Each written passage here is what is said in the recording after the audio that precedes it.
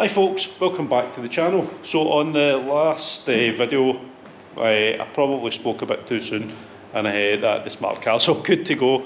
So this morning, coming to work, it's a bit -3 outside. The door handle was a good bit stiff, and on the inside, when I got to work, tried to pull the door handle and there was a loud clicky snappy noise, and this decided it didn't want to be a door handle anymore and cracked. So to try and get up into there is going to be pretty difficult, so I think I'm going to take all this section all off. I've taken that middle bit off already. Yeah, I'll get cracked on and see if this is a quick, easy fix. If not, we'll see what I need to order to get it sorted. So, apologies for the noise, the pressure washer is on. So, found that the wee plastic clip on the underside of the door handle is snapped away, so it's just located there, and right there is the wee ball that slots into it, which obviously pulls out and means the lock actually works.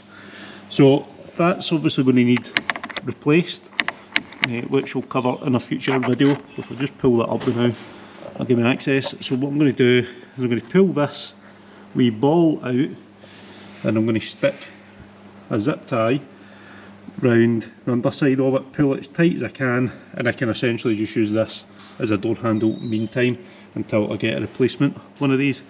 But yeah, this is a pain in the backside. Okay, so I've got the cable tie secured around the top of the wee ball, and we'll just shut this over now while Josh stands waiting to rescue me. No. Yeah, there we go.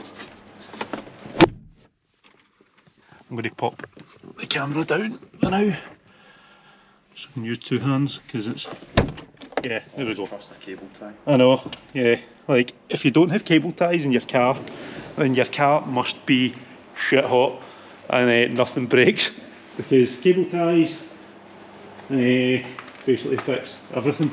So yeah, that is an extremely temporary measure, and yeah, I'll get that part ordered, and in a future video I'll cover the replacement of it, because there's very little online other than just instructions on how to do it, so I'll do a wee video on it. Basically this exterior panel needs to come off, interior panel needs to come off. So yeah, pain in the backside, but at least that's it working in the meantime, and I'm no need to crawl in and out the passenger's door. So yeah, thanks very much for watching, and I shall see you in a future video.